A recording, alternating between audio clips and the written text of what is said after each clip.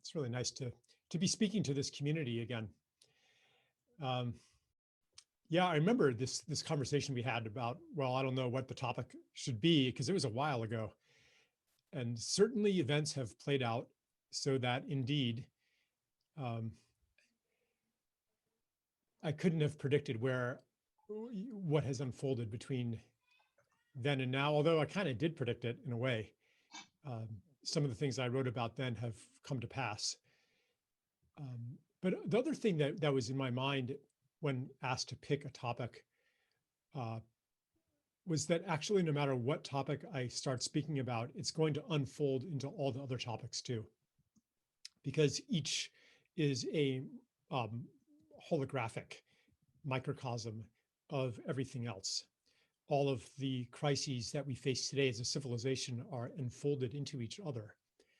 And that's why we can't really effectively address them by running around with a fire hose, spraying solutions onto one problem and after another, after another, after another, because all of these fires that are breaking out are tapping into like this deep underground fire. You know how like if there's a fire in the coal seam underground, then fires burst out all over the place. So ultimately, I always want to try at least to trace the conflagration down to a deeper source. Cool. So anyway, to answer your question, yeah, you know, here we are as far as COVID-19. I mean, here we are almost at the end of October. So it's been 8 months maybe now of the coronavirus phenomenon. And I remember I wrote about this quite early on. My first article on it, the coronation, came out at the end of March. And one thing I said, and I'm not saying like, okay, you know, I told you so, I predicted it, because there were a lot of things that I got wrong too. And this is one of the things that's up for me personally right now is like, what do I put out there knowing that I'm definitely wrong about something? Not sure what it is, but whatever opinions I have, some of them have got to be wrong. And anyway, I'm going to maybe talk a little bit more about this later, but at the time,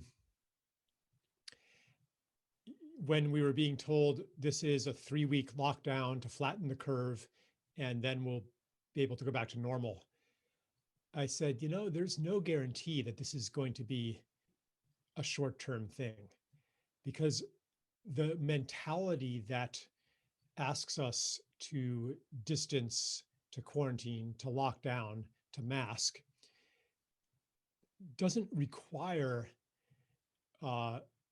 very high levels and high fatality rates of this particular virus to motivate it.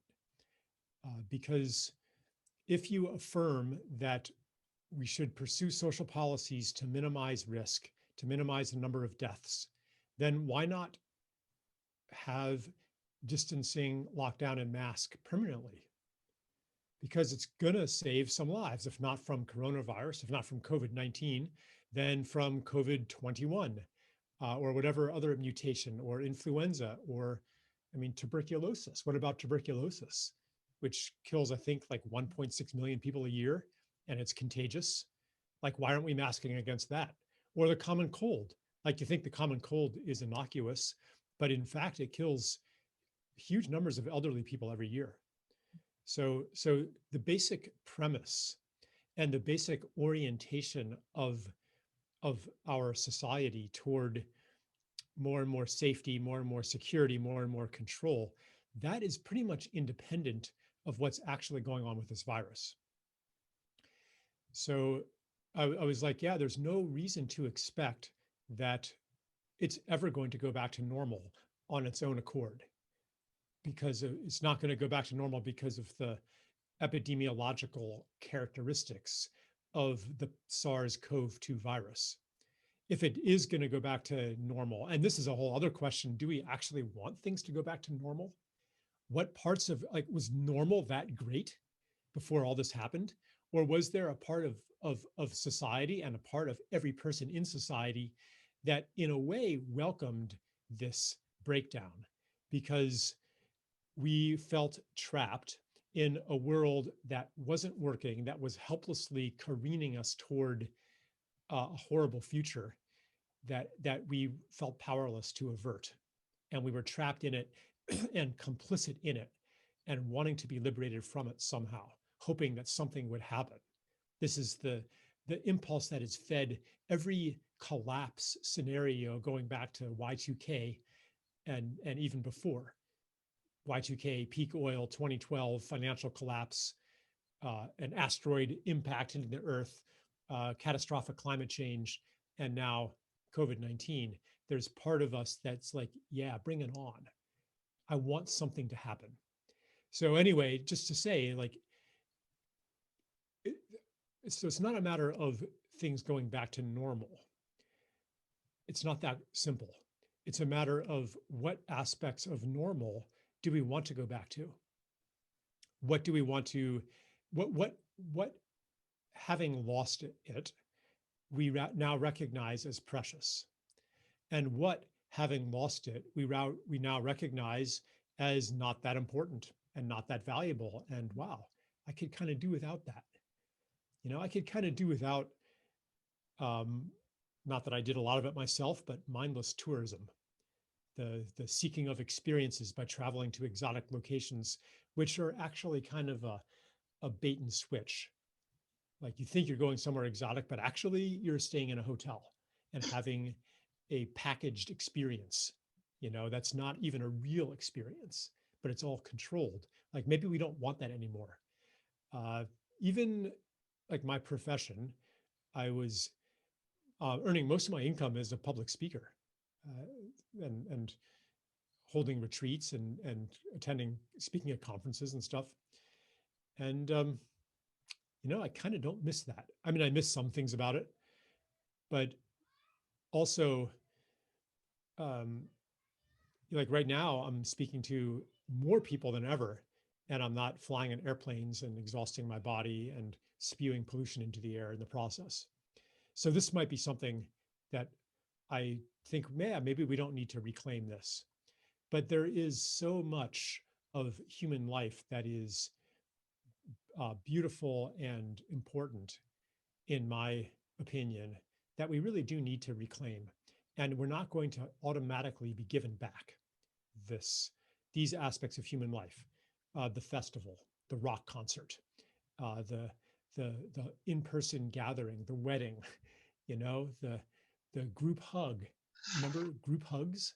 Mm. Remember hugs in general, like Yeah. handshakes, cuddle puddles, um, carnivals, uh, sporting events, like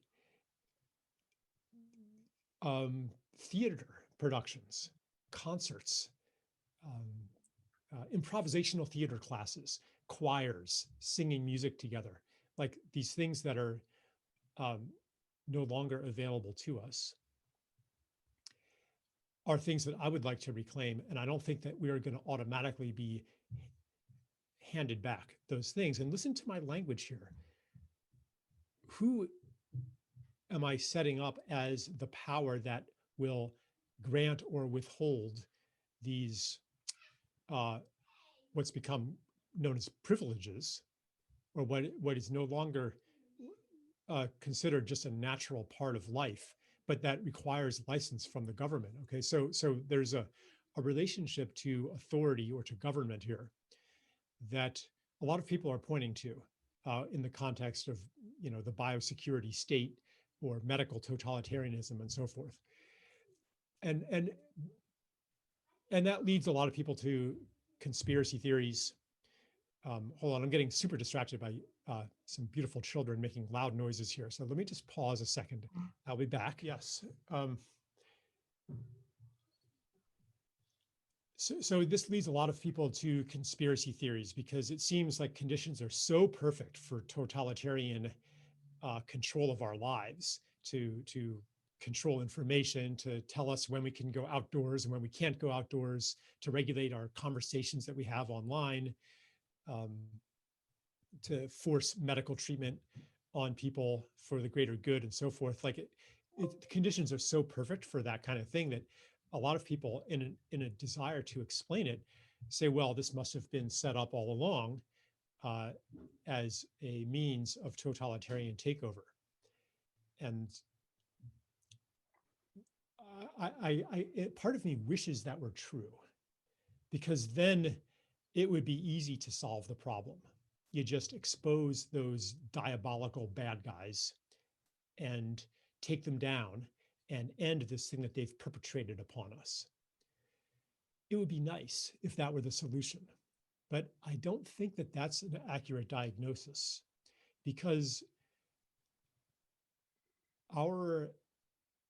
the basic, okay, here I am sounding like almost a broken record for anybody who's heard me speak before, but the basic narrative, the defining narrative of civilization and the conception of progress that it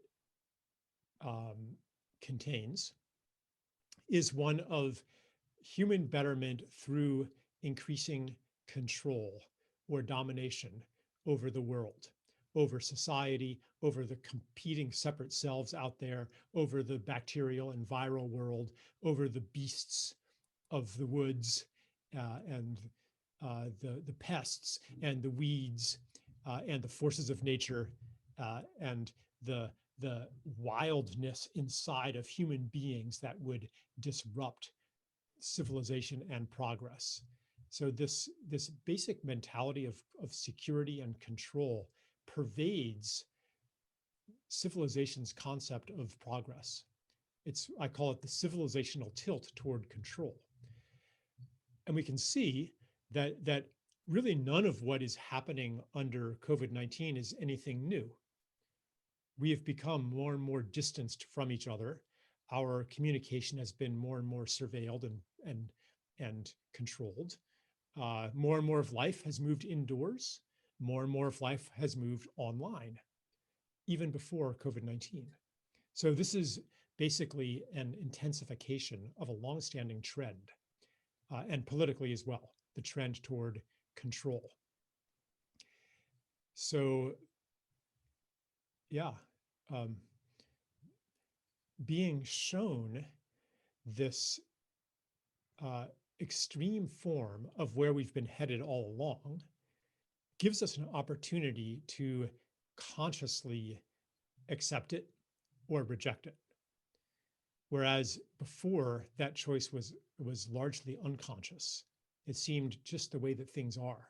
But now the intensification is so sudden that a lot of people are questioning that. So what would be the source of the questioning? Because, I mean, I think we would all agree that everything else being held equal, safety is better than danger. Security is better than risk. Like, we don't take risks for no good reason.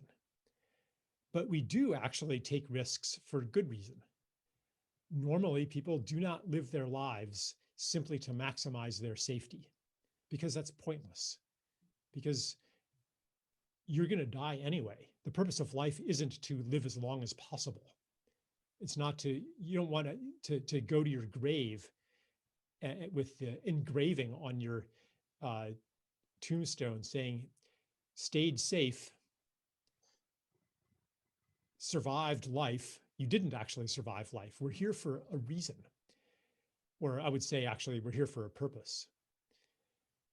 So individually, we know this, and we do things to live life, to engage life, that may not minimize our risk and maximize our safety. When people lose touch with life purpose,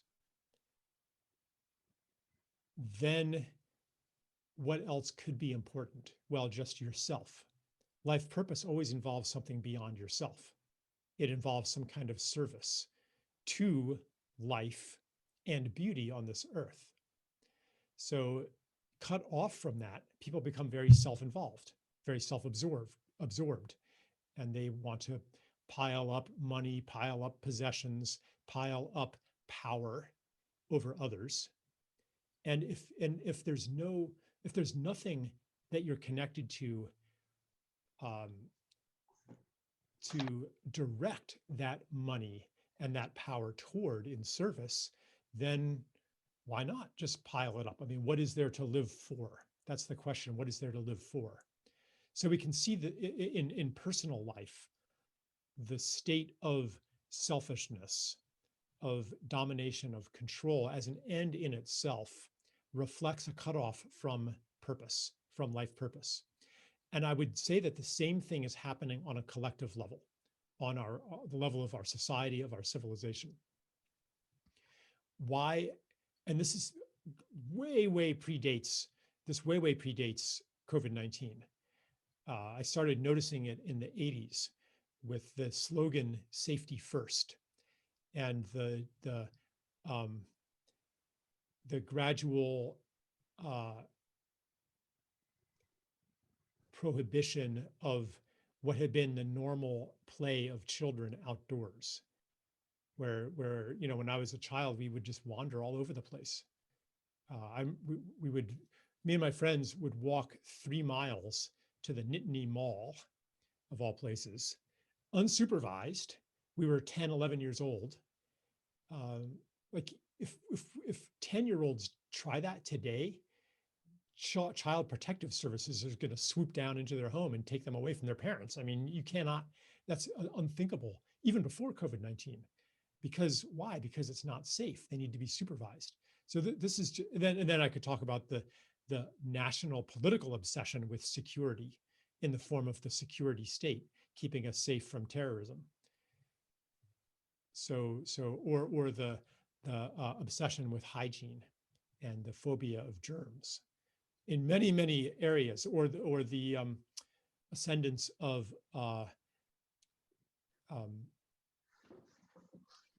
what's the word? Legal liability, the awareness of legal liability and the use of legal liability as an excuse why we can't, allow this and allow that, and we can't let you into the kitchen, and we can't let you into the cockpit, and we can't let the children onto the playground when school is not in session because we would be liable, et cetera, et cetera. There's this elevation of safety to a sacred status, this enshrinement of safety it extends over many realms of modern life. And I think that as on the personal level, it reflects in large part a disconnection of collective humanity with our purpose here on earth. Now, certainly many of us in resurgence circles recognize what our purpose on earth is. Right now, it is to heal the damage that has been done over the last several thousand years of separation, the damage to society, to human beings, and to the planet. This healing mission can occupy us for a long time. And it is the current expression called forth by necessity of a more general purpose of our species, which is, I said it before, to contribute to life and beauty in the cosmos. That's why any species is born. That's why we are here. But as a society, we are not in touch with that. The old purpose that was recognized and understood and embodied by modern society was the purpose of domination, to ascend above nature, to become, as Descartes put it, its lords and possessors.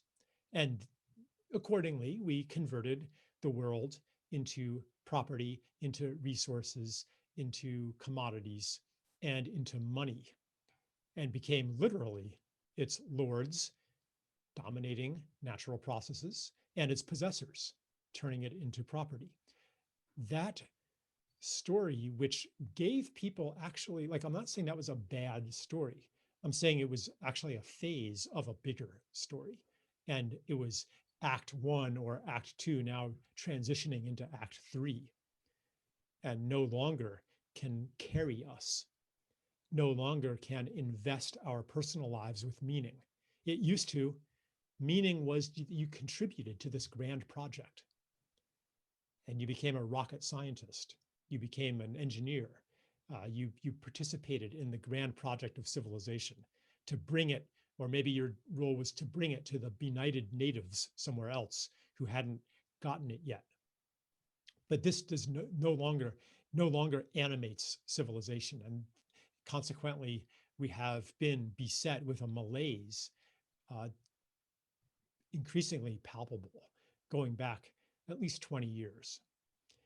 So one result, as I've been saying now, one result of this disconnection from purpose is an obsession with safety and security, which is what we're experiencing now. And this is I feel like a much deeper diagnosis of the problem than to simply posit some group of bad guys who are doing it to us. Even if there are some bad actors, I mean, there's a lot of profits to be made in the pharmaceutical industry from vaccines, et cetera, et cetera. And certainly there's plenty of corruption in government and industry. Like, what are the psychic conditions that allow them even to have that power? If there are conspiracies, like they're drawing from a reservoir of public attitudes and orientations toward control. Yeah, like if you are in power and you are immersed in an ideology that says we make the world better by controlling it, by quantifying it, by collating all the data and subjecting it to analysis and cost benefit analysis, and we can feed it into an AI and make optimum decisions. And we need to be able to know what people are doing so that we can stop transmission. I mean, like, it seems totally reasonable. You don't have to be a satanic controller to want that. It can be completely out of your good intentions that you've been captured by a deep narrative, captured by a mythology that doesn't recognize the values that are hard to quantify, hard to measure, like the value of a group hug. It's pretty easy to measure excess deaths, hospitalizations, positive results on a COVID test. To some extent, you can measure physical health, although that starts to get tricky, because what do you measure and what don't you measure? And how about mental health? What about the effects of loneliness? The effects of being, guys, you got to stop coming in and out of this room. This is the last time I'm coming in. Okay. Sorry.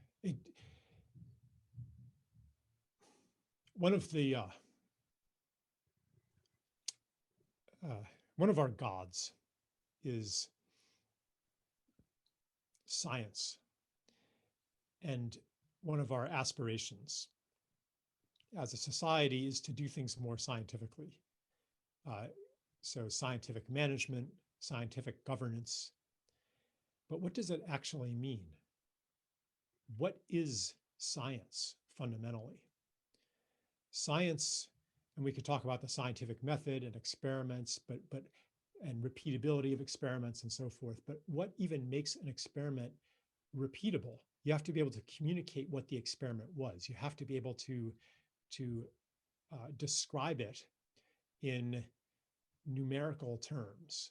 I added this amount of this to that amount of that, and I left it in the beaker for 2 days, and here's the results that I got. You have to be able to communicate that in data. So science, basically, science is the study of what we can measure. If you can't measure it, if it's not quantitative, then it's hard to fit it into the methodology and the culture of science.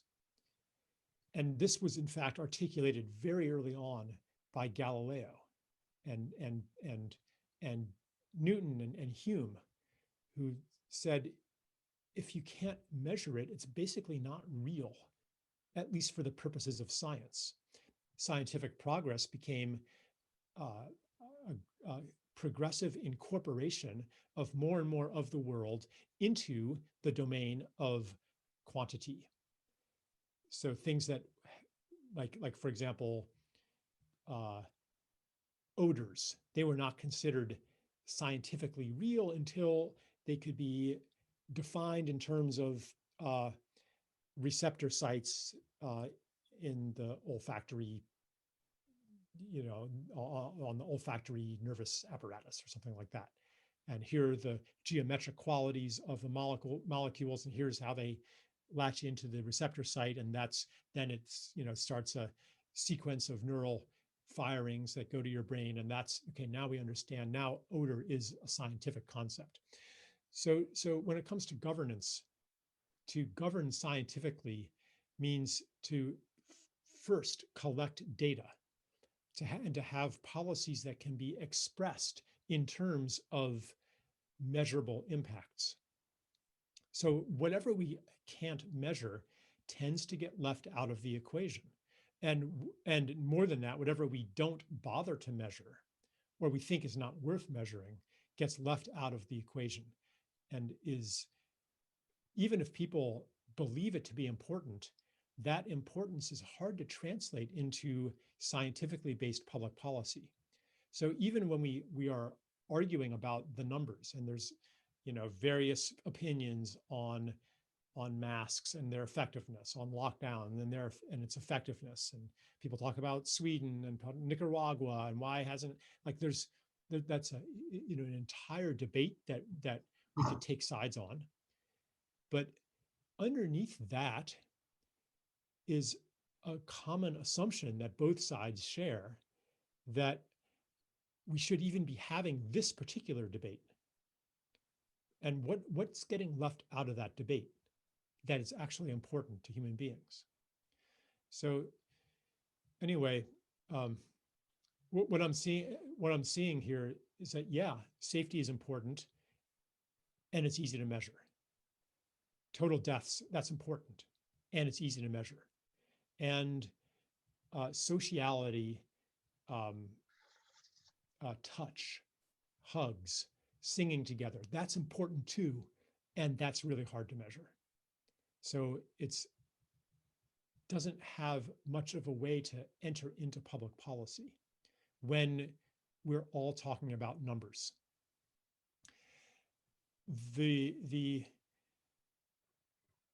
On a deep level, part of the transition that we are in is to re-embrace the qualitative dimensions of life that cannot be reduced to numbers. Because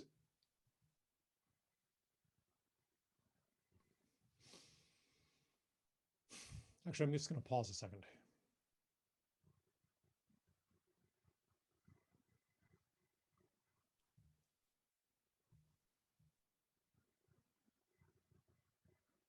In fact, I don't think that I want to try to make a case for that, but I'd rather simply ask everybody to gather data in another way, which actually, let's not call it data, let's call it information. Really practically right now, to gather information on the feeling level.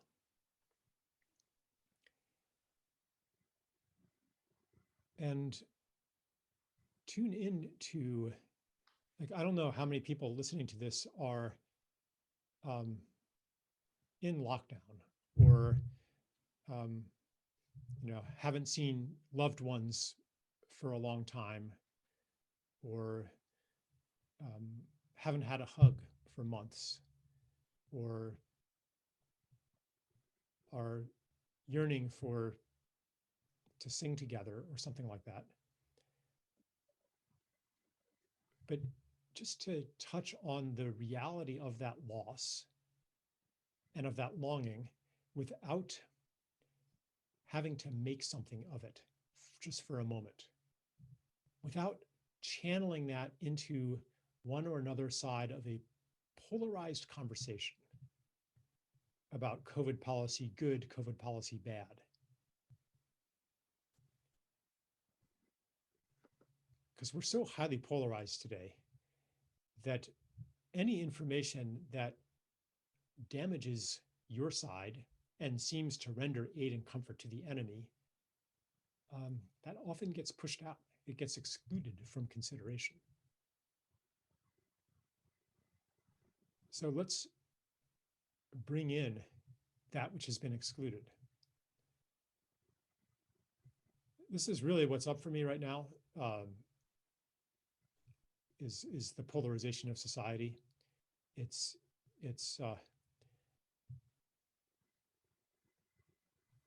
resolution into two or more warring camps that are drifting into separate reality bubbles, sourcing their own facts,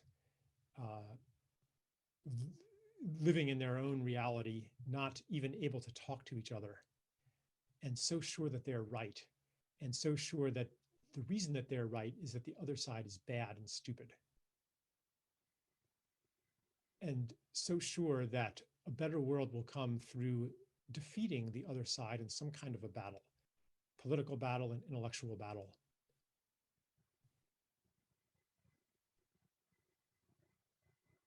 What if both sides are wrong about that? How is that? How are they ever going to realize it?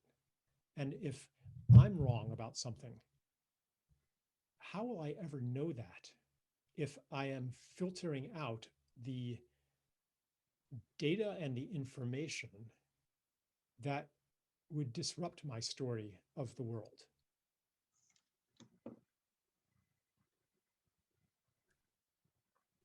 What we need right now the most, I think, is humility. And humility is simply the willingness to be wrong about something, the willingness to accept that you were wrong about something.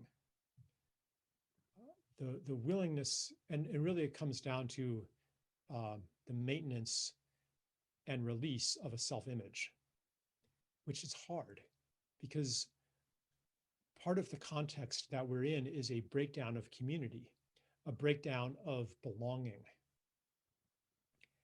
especially intensified not only by the socioeconomic factors that have literally destroyed communities in many places and rendered us into separate atomistic consumers, but also the belonging that comes again from participation in a bigger story that tells us who we are and what is ours to do, and gives us a feeling of being on a team toward trying to create something together.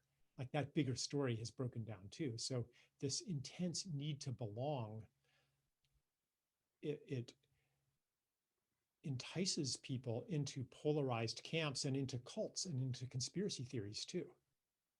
Because now you get to be among the elect, the people who understand, secretly understand the way that the world really works. But the cults and the conspiracy theories, they're not actually that much different from mainstream political identification. They meet the same psychological need. They come from the same loss. And they seek to fill the void left by the disintegration of the story that we used to have that unified us into a civic body. So it's understandable why we've become so attached to our opinions and to being right about things and to associating with others who tell us that, yes, you are right, you are good, you are one of the acceptable people.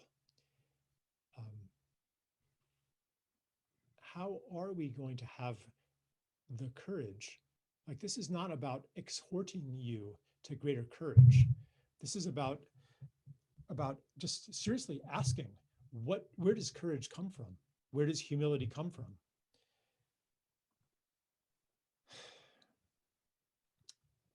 Sometimes I think that it comes from exhaustion. When the struggle to understand the world and to uphold a certain version of self and reality becomes too tiring. And you just let go.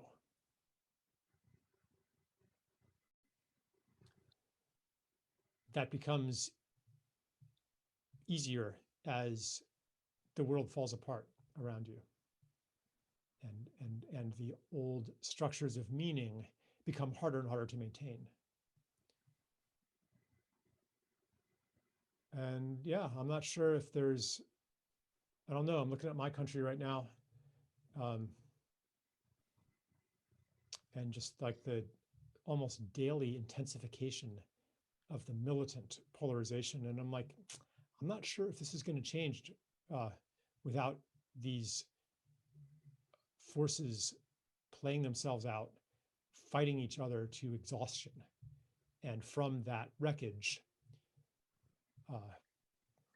a new truth emerging and a common recognition of our humanity emerging and our purpose emerging. I don't know. This is an interesting moment to conduct this this program, you know, a week before the election here in America.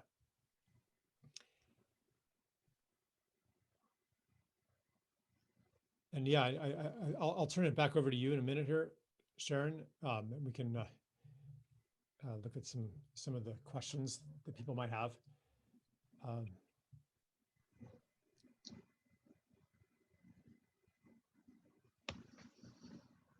But I guess I'll just end with for now with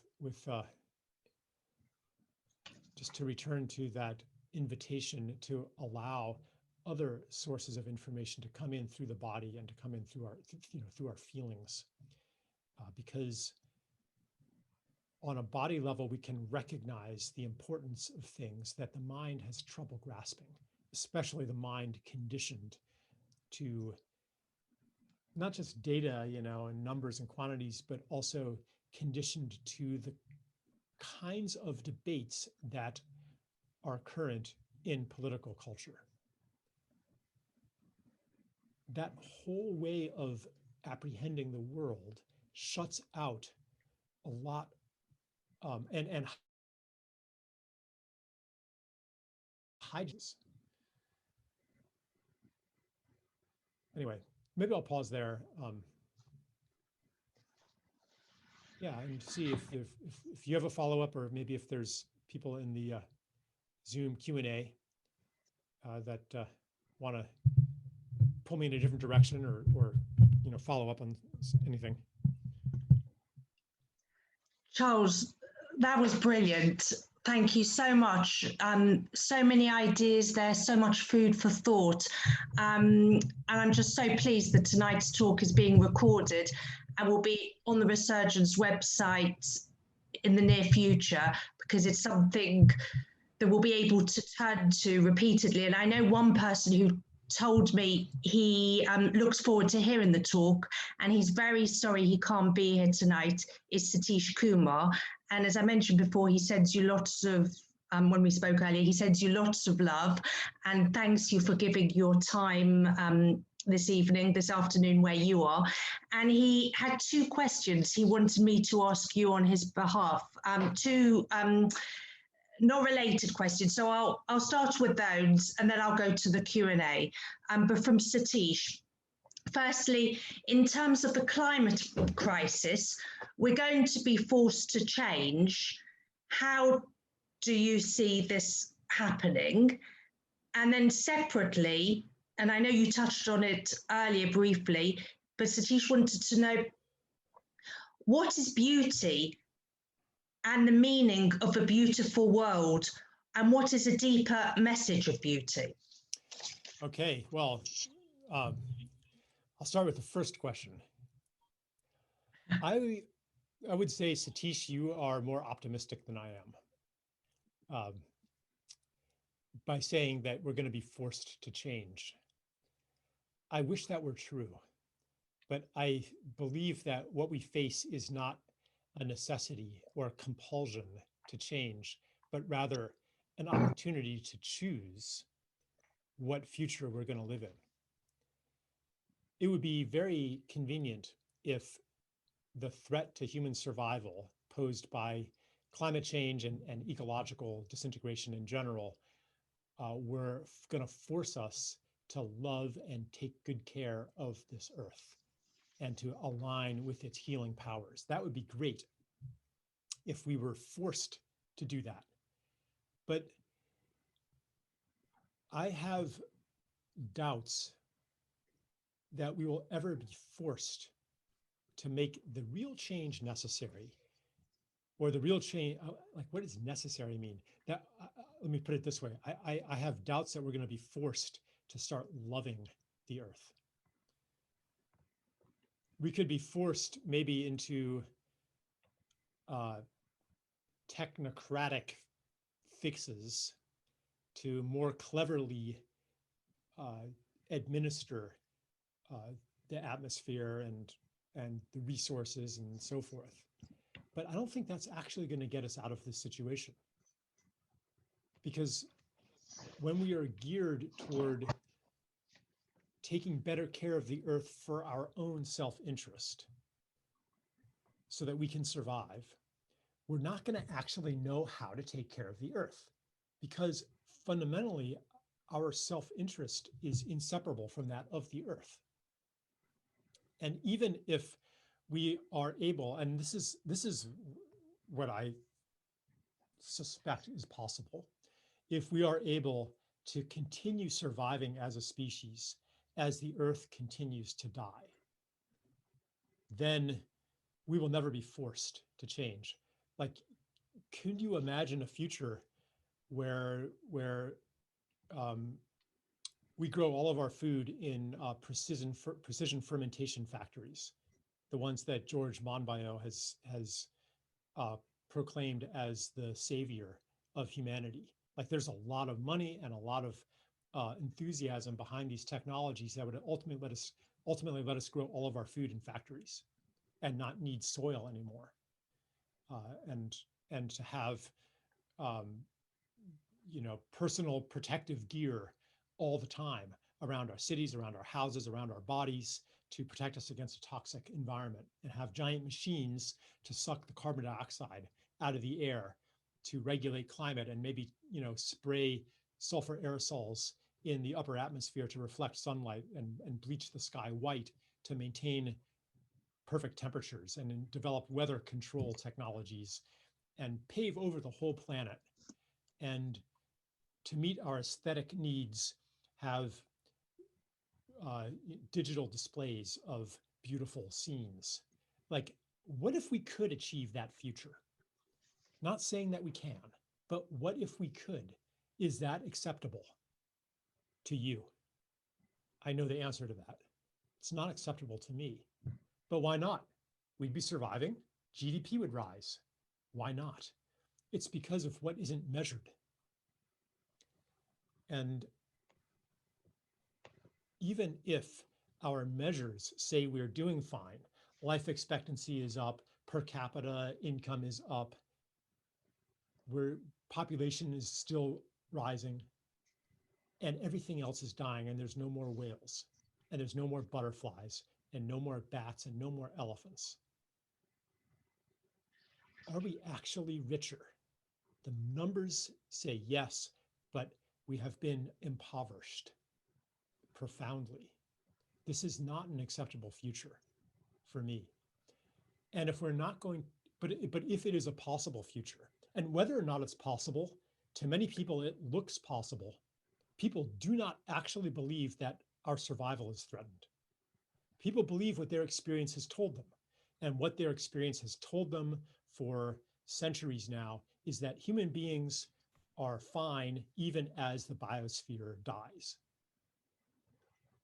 The biosphere is way more dead than it was when you were born, Satish, and humans, there's more of us than ever. And 100 years before that, the biosphere was even more alive, and there were even fewer humans.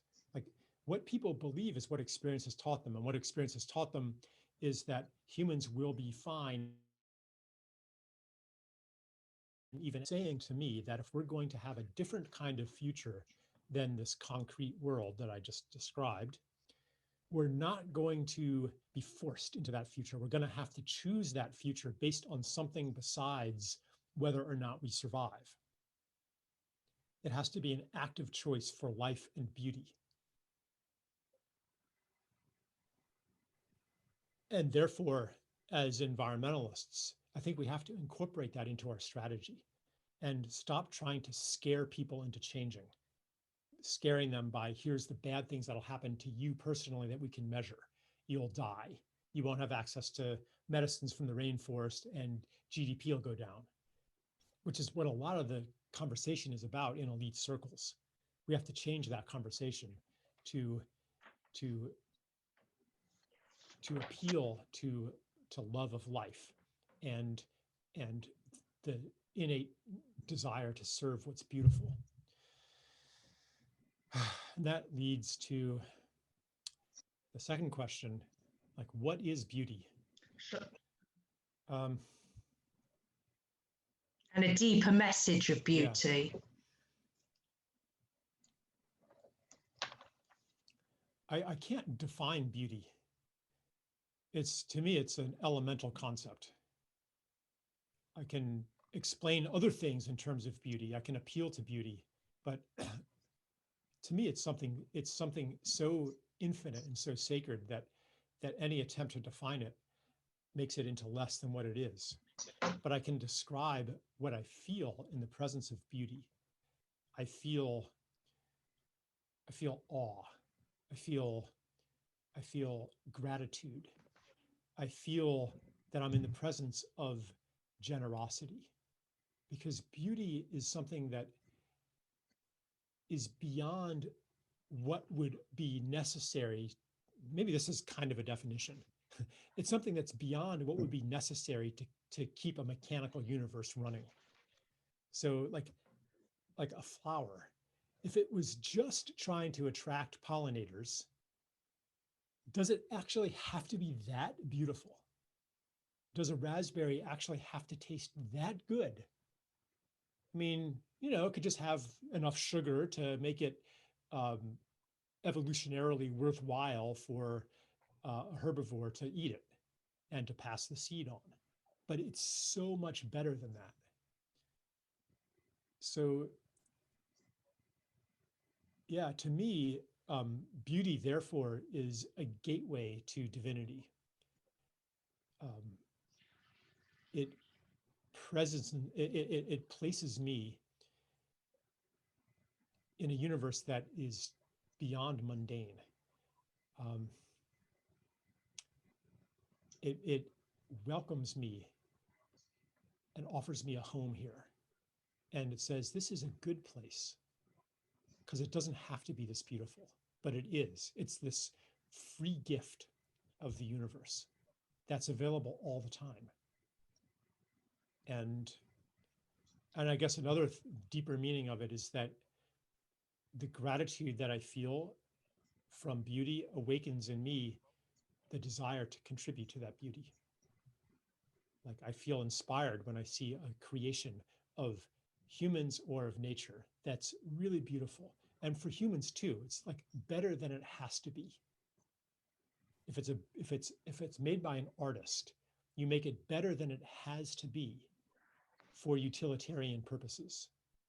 And then the consummate expression of art is that you discover new utility from the beauty that you've created that you didn't even know about before.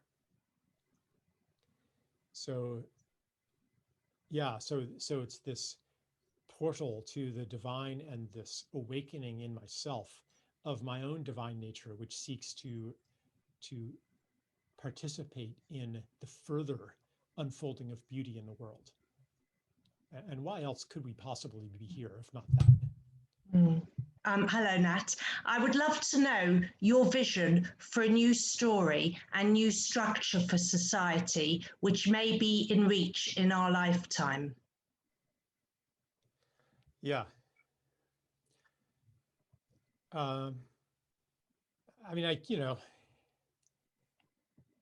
I've spoken and written so much about the new and ancient story, as I call it, that I sometimes wonder if I, should stop repeating myself, but the term I like to use for it is Thich Nhat Hanh's word interbeing, that starts at the bottom and says who we are is an interconnected, interdependent, interexistent nexus of relationships, inseparate from all other beings and inseparate from the world, and that therefore what happens to the world happens to ourselves, and that what we do to the world, we do to ourselves. What happens in one place happens every place. Every suffering is my suffering. Every joy is my joy on some level that may not be easily accessible, but that when, for example, the elephants or the whales are extinguished, something in me has died. That recognition. It's also the story of gift that says I'm not here to survive and maximize self-interest, but I'm here to contribute something. It's also the understanding of animism or panentheism that says that it's not just humans that have consciousness and full selfhood, but everything does. We are in a world bursting with being. Even so-called inanimate objects have beingness. Rocks, hills, rivers, wind. We're not alone here. And therefore, in this story, our creative capacity is not limited by what we can impose on the world by force, but in fact, a much greater creative capacity is available when we participate in the larger beingness, the larger intelligence, and a system of causality that transcends forces operating on masses. So it's kind of a living universe story as well. And so I'm glad the question also included, systems and what do we do about it? Because this story, or I would actually call it a new mythology, it's not like meant to be an arid philosophy, but to be translated into our systems. And I've done some of this work in sacred economics, for example, like what would a money system look like that embodied the story of interbeing? Or what would a political system look like? What would a medical system look like that understood, for example, that the body has a natural tendency toward wholeness, or that health cannot be a matter of an isolated, separate self maintaining its integrity, but that health, because being is relational, health requires fully activated relationships too,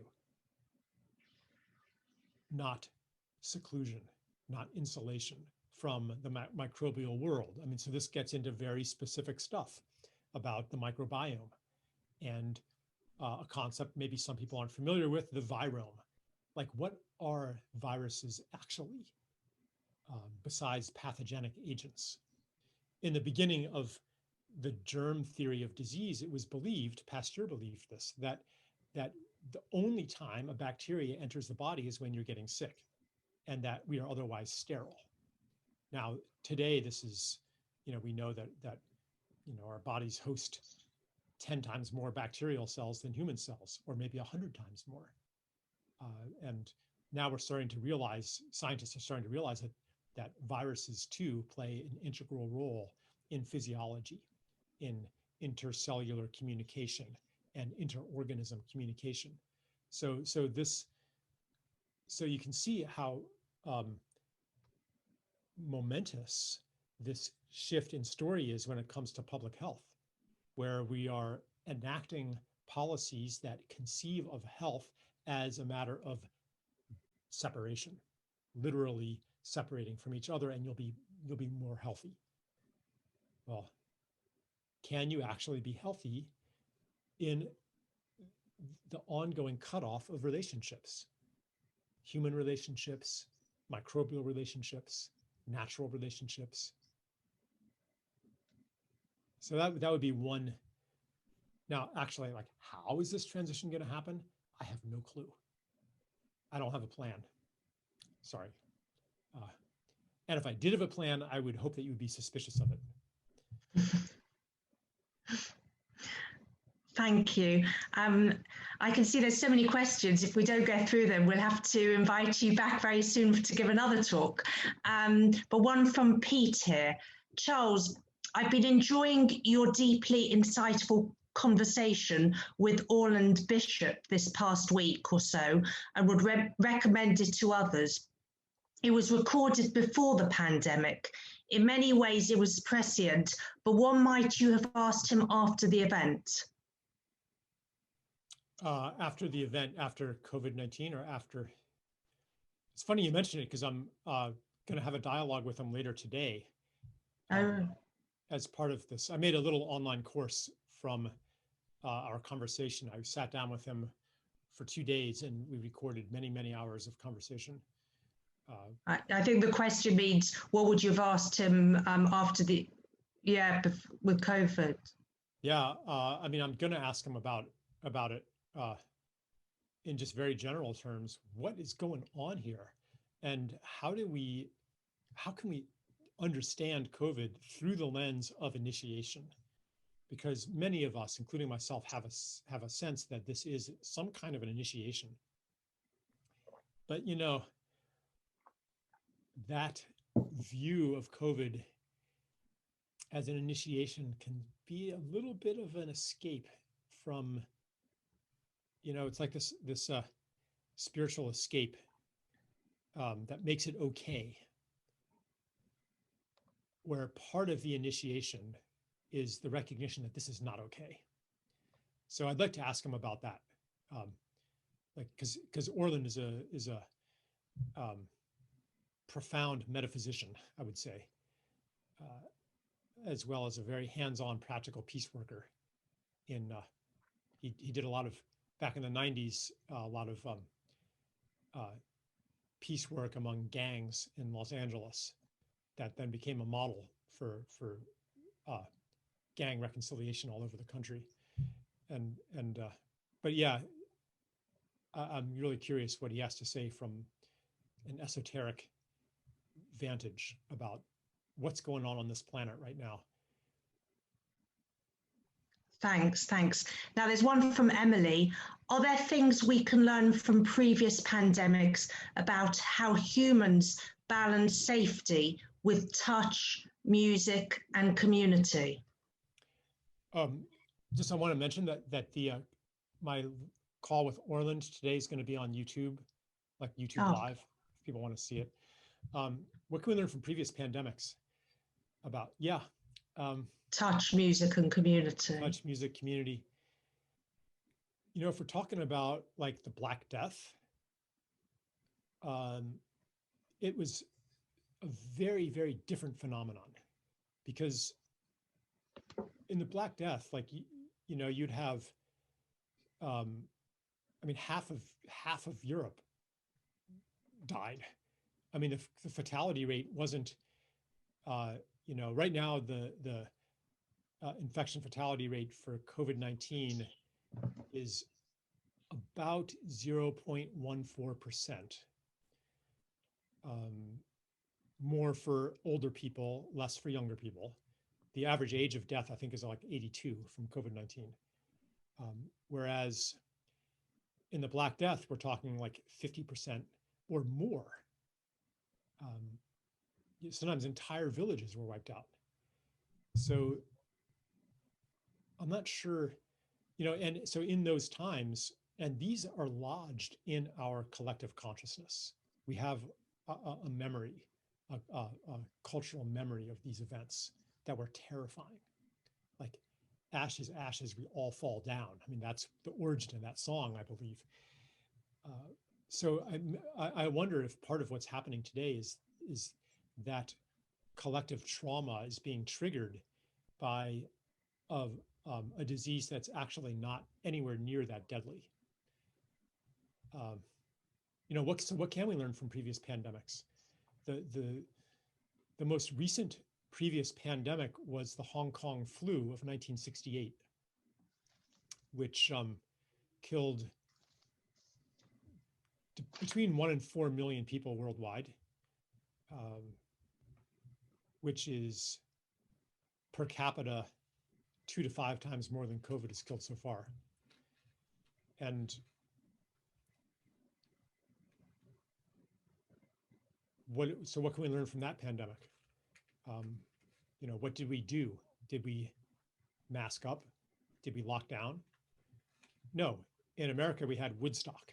500,000 half-naked hippies gathered together for the biggest music festival ever in somewhat less than sanitary conditions.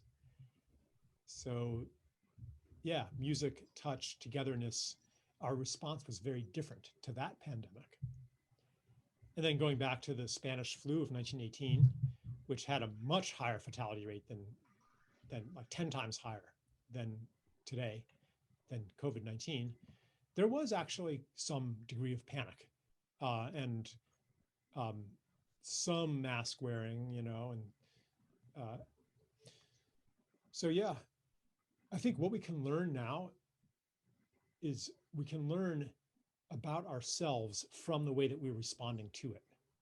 Just looking at the difference between the Hong Kong flu in 1968 and COVID-19 right now. And we can see how much more fearful, or to put it in a less pejorative phrase, more mindful of safety we have become.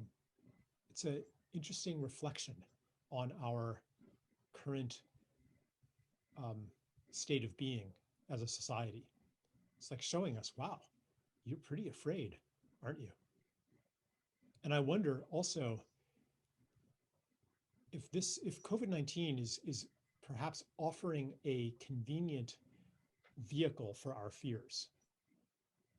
Like, we've been in a state of anxiety and dread and fear for a long time, and now here comes something to give expression to that fear, something that is in a way comforting to be afraid of because you can do something about it.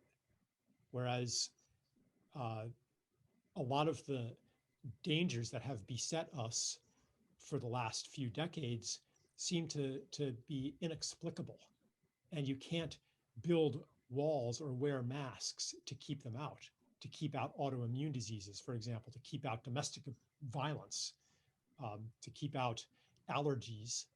Like, you can't stop them from getting in, to keep out depression, to keep out addiction.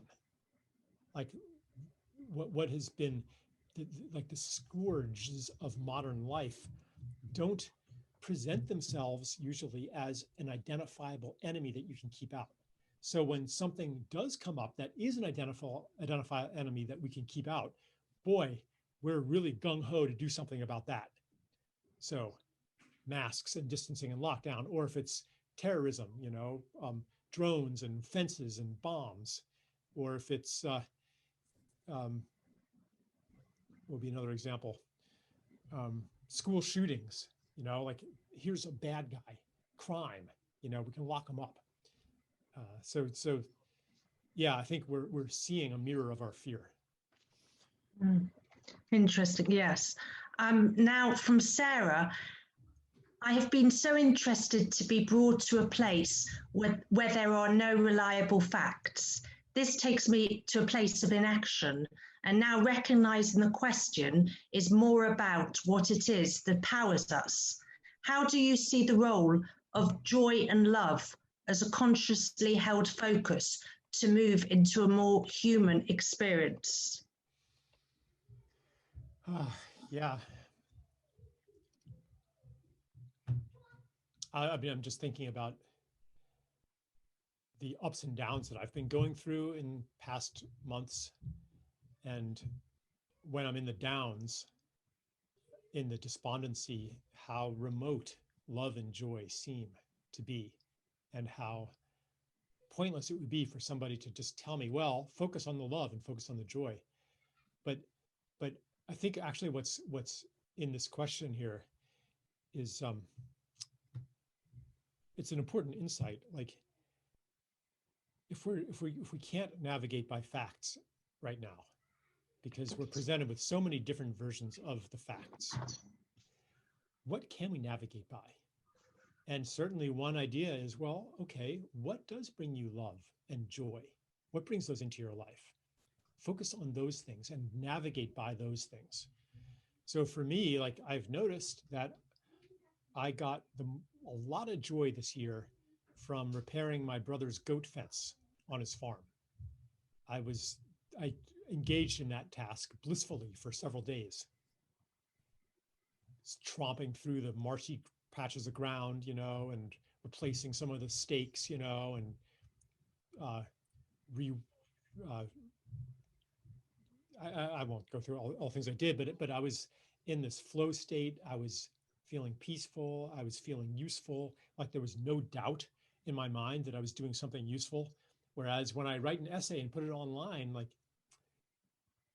people are telling me, oh, Charles, thank you for this work, et cetera, but I can't actually see anything changing the way I can, like, not on a body level, I have to believe somebody in order to know that what I'm doing is useful.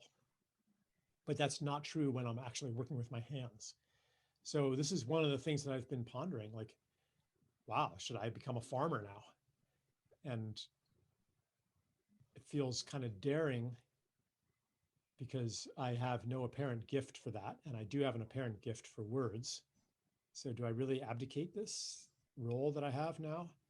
And anyway, so this question stirs up a lot. And where I came to is, I'm not going to rush things, but I'm going to take note of that experience of joy that I had and really look at what actually is giving me joy. And when does that become avoiding challenges? Like, sometimes something that gives me joy comes at the end of a process that involved a lot of frustration and challenge too. And I could talk more about that, but maybe I'll just leave it with those. There's one more thing though.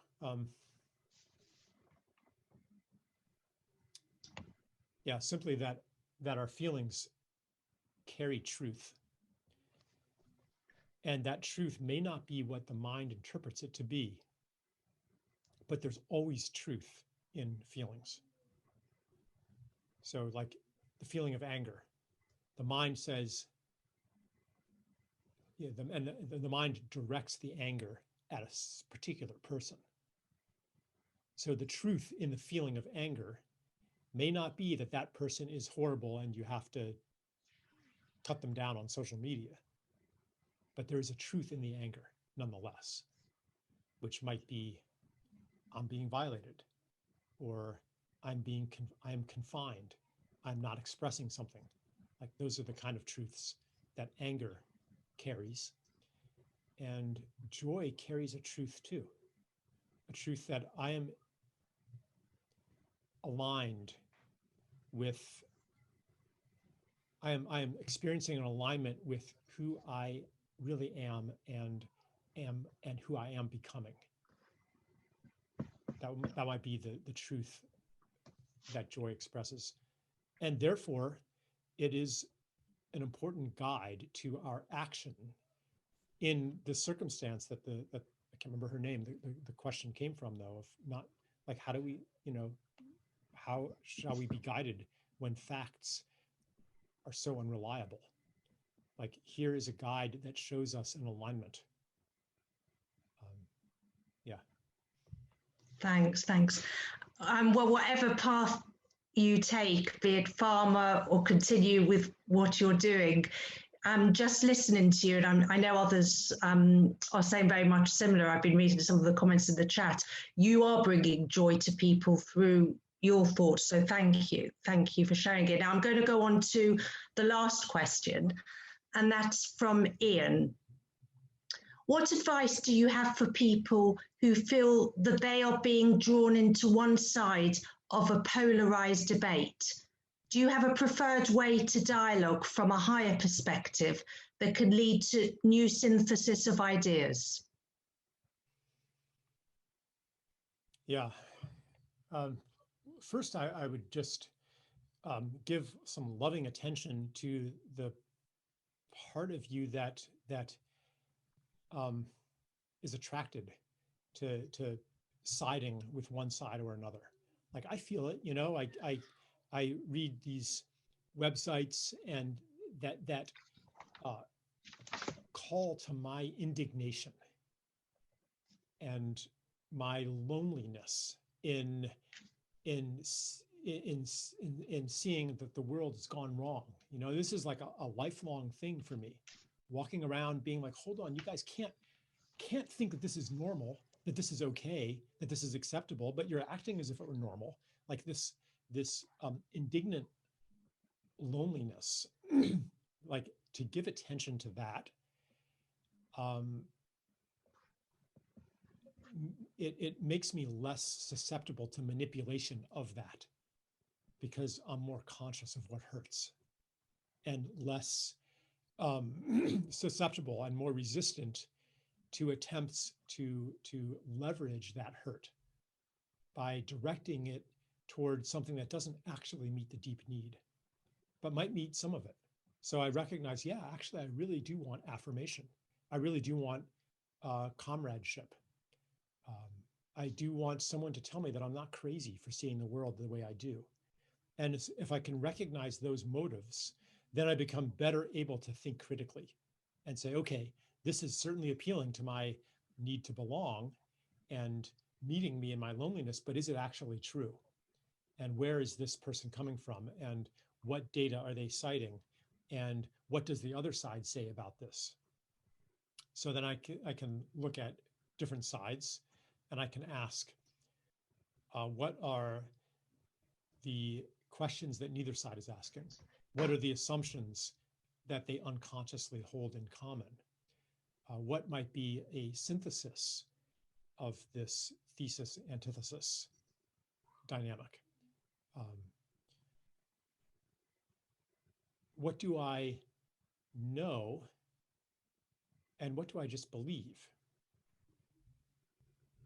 Like this process, it doesn't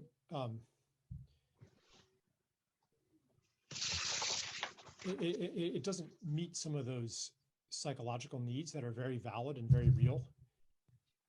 And everybody would like to think that they are open-minded and that unlike the other side, they have made a thorough survey of the evidence. I guess the other thing I'd put in here is to be attentive to your tendency to dehumanize the people who are on the other side. And to see what happens if you visit their camp, read their websites, adopt their worldview temporarily, and see how you feel within that worldview. What does it feel like to look at the world through those eyes? Because then you'll understand them and you'll be able to maybe find, yeah, some of what they say might be valid. Like, is there one side out there, one viewpoint out there that has all the truth and no one else does? Is that possible? Does that seem likely to you? Most people would say no. Probably every side is profoundly wrong about something. But how are they ever going to know it? And how am I ever going to know it if I cleave to one side? So, yeah, hope that is helpful. Thank you. Now, I said that was the last question. Maybe just one more final one, and that's from Nicole. Could dreams offer a way to find a corner of hope and imagine a better world? Yes.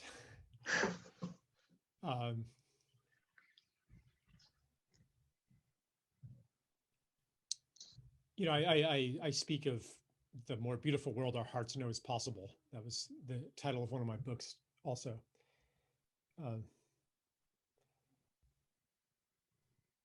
I didn't title the book the more beautiful world that we might be able to create, or the more beautiful world that might be possible if everybody else does the right thing. That's not what the title is. It's the more beautiful world our hearts know is possible. The reason that we know it's possible is that it's visible. Probably everybody on this call has had a glimpse before of this world that peeks into our present world in the form of special moments, special experiences of collaboration or generosity or forgiveness or healing. And you recognize in those moments the light from another world shining into our own. That's what a vision is, and we can dream of this world as well.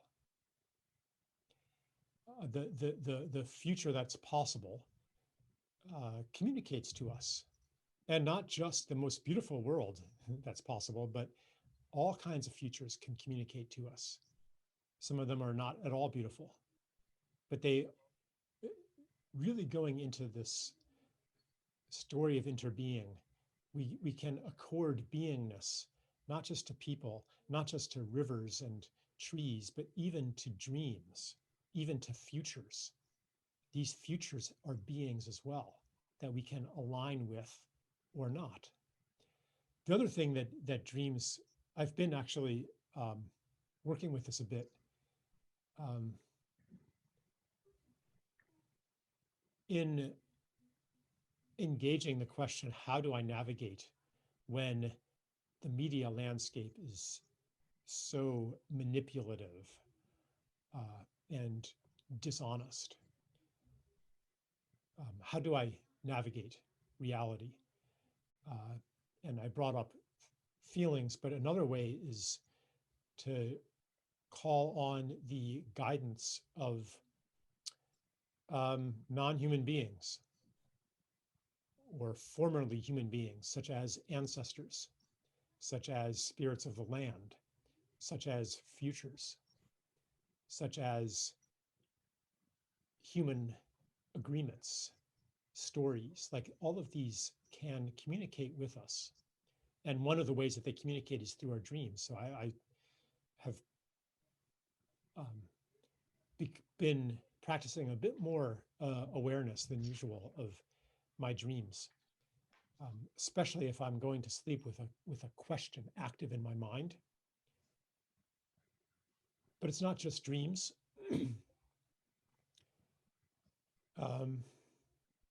You know, my mother passed last summer, a couple months ago, and since then I've become a lot more aware of the presence of the dead and their desire to participate in human affairs, and even of the necessity to draw on that resource if we are going to have any hope of navigating our way toward a more beautiful world. And like this sounds, you know, completely to part of my mind, the mind that studied mathematics and philosophy at university. This sounds completely batty and almost a form of spiritual bypassing of how do we actually make decisions? I mean, come on, you're not saying listen to the dead instead of collect all of the evidence and make a rational decision, are you, Charles? And I would say, yeah, I am.